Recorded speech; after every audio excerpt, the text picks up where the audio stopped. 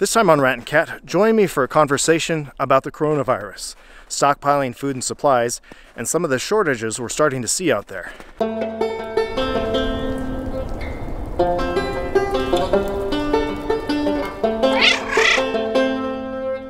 Welcome to a Rat and Cat where we search, survive, and explore. I'm Nikia. A little later we're going to be talking with my brother-in-law who's been stockpiling food and supplies.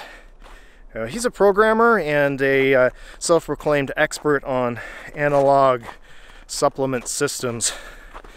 Anyhow, food stores. You may be wondering why I'm walking out here through the woods for this story, and I have no idea. It's just because that's what I do, I guess. But the coronavirus, is it really a big issue? Well, I don't know. You probably know all about this too, but basically it's got about a kill rate of, they think, about 1.3% of people it infects, which is, compared to the common cold or common flu that goes around, that's about 0.1%. So quite a bit more, but not as bad as some of the other really bad ones that have a 10% that have come through in the past. So it's down there, but it could still really seriously affect people. But do we really need to stockpile a bunch of supplies? Well, I think yes, and maybe not just because of the coronavirus or the most recent outbreak of whatever. It's because we should always have some supplies for natural disasters, whether that's earthquake, tornado, floods, rain, huge snowstorms, government whatevers. It's always a good idea to have a big supply, and I know a bunch of you are already into that and have a bunch of supplies, but maybe some of you aren't thinking about that yet, and maybe you haven't upgraded or resupplied your supplies for a while. And I think that when we see things in the headlines like that, it's a good reminder to do that. However, it's not necessarily the best time to do that. For more about that, let's go talk with my brother-in-law. All right, I'm standing here with my brother-in-law who's been stocking up for some time for just such an apocalypse as this. So I'm going to ask him a few questions. Hey, Tyson. Hi. So how many years have you been stocking up with stuff ahead of time? Not many. This just recently, I thought about doing it again, but back in like 2010, 2011, I figured why not have a few weeks of supplies around, and I went around, looked up about Mylar bags, oxygen absorbers, and tried to put some containers together, and we did that. Haven't opened them yet. I kind of wonder if we did it right, because we didn't vacuum seal. We didn't have a vacuum seal, but we did iron the Mylar bags together and put oxygen absorbers in them. So. And you've got those here? Yeah, we got an old one here from 2011, May. This has got potatoes, lentils, and granola in it. So if you open that up, is that going to ruin the seal, or is No, they're individually bagged. So we could potentially open this guy up. So you didn't use a regular bag sealing device like you can buy at the store. You used an iron? Yeah.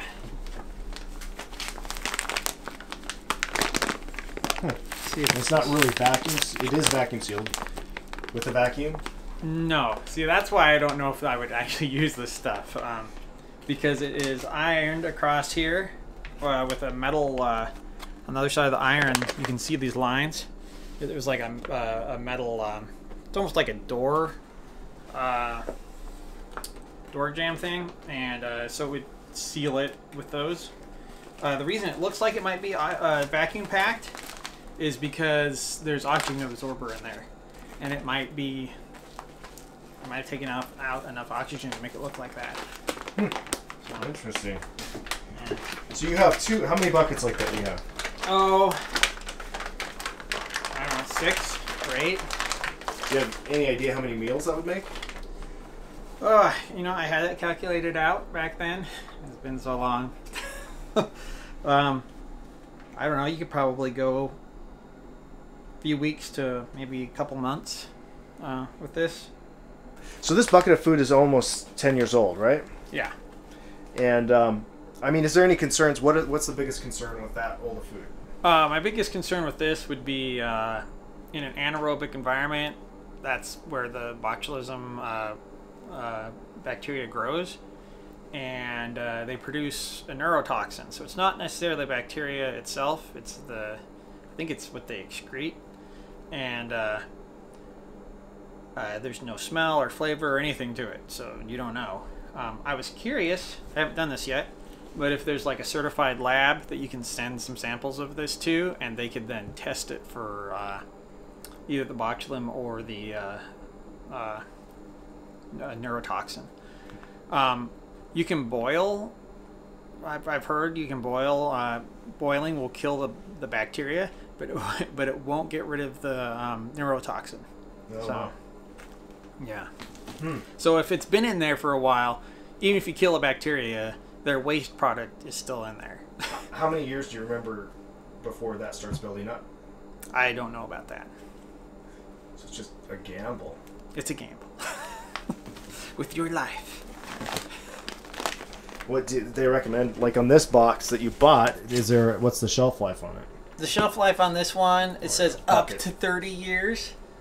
Up to 30 years, wow. But that I think that just depends on the type, because these buckets have multiple items in them, and some will last longer than others.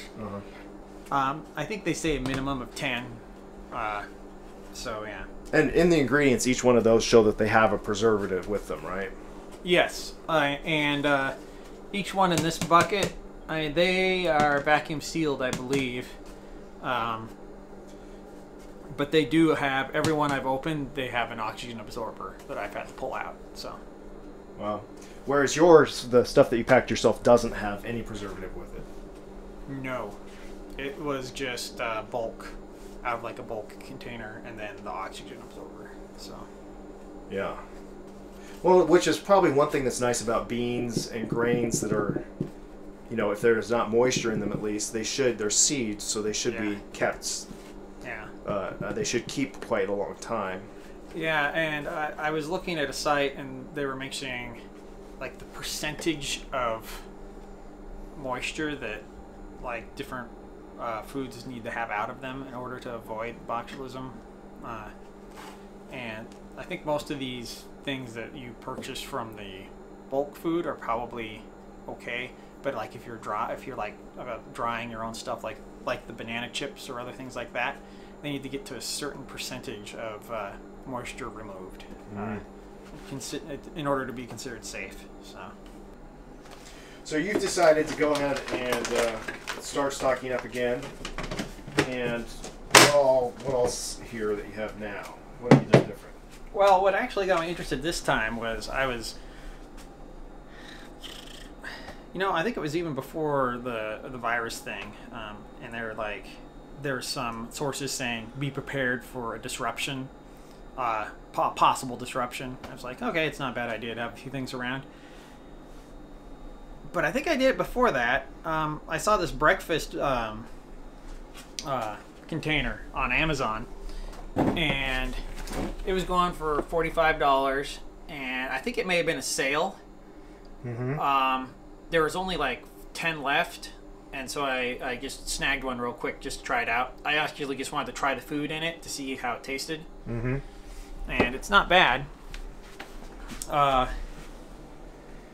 What kind of? So it's got pancakes, oatmeal mostly.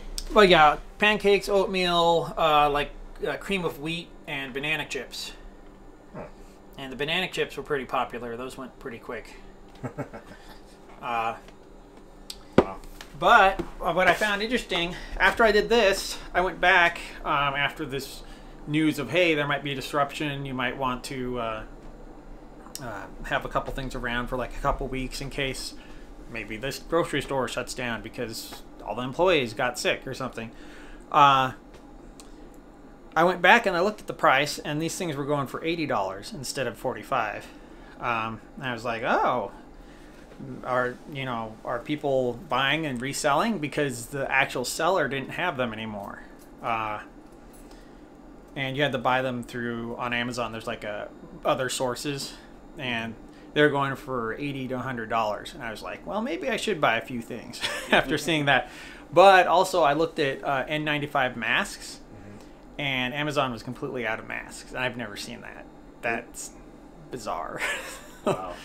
And what's special about an N95 mask? The N95 mask just has its filters enough to be safe around certain, viral agents and things like that. But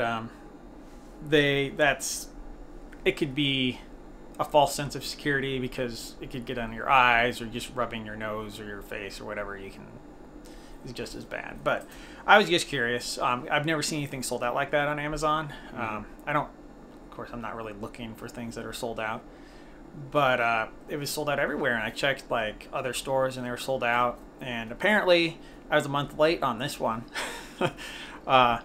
because everyone sold out about a month ago. And people, somebody at Home Depot said that they were buying the masks and shipping them to China because China was having a shortage. Oh, what, like to resell or to donate, or? I don't know. Could be reselling, could be making money on that, or maybe they're just selling or giving them away. So, anyway, so we decided to pick up a few other things. We went to Costco, and they were out of beans. Out of beans? Like dried beans? They were out of dried beans. So we just got one of these canned beans, a couple of canned green beans, some juice. Someone here drinks a lot of soy milk. In here,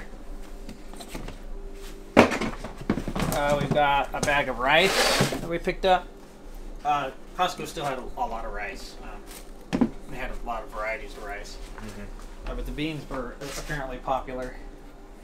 And then in here we just picked up some extra cleaning supplies and some like cold medicine, just stuff that you might run to the store every week or something to get, or I don't know, some Gatorade in case somebody needs some electrolytes,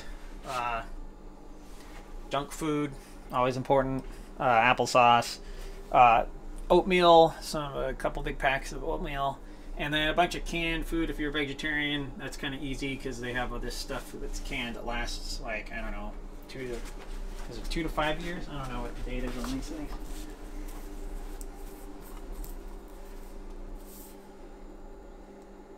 Uh, 2022, so a couple years. And then, since they were out of beans at Costco, we just went down to a local store and went to their bulk section and just got, I think this is like 5 pounds of black beans and then 7 pounds of pinto beans. Wow.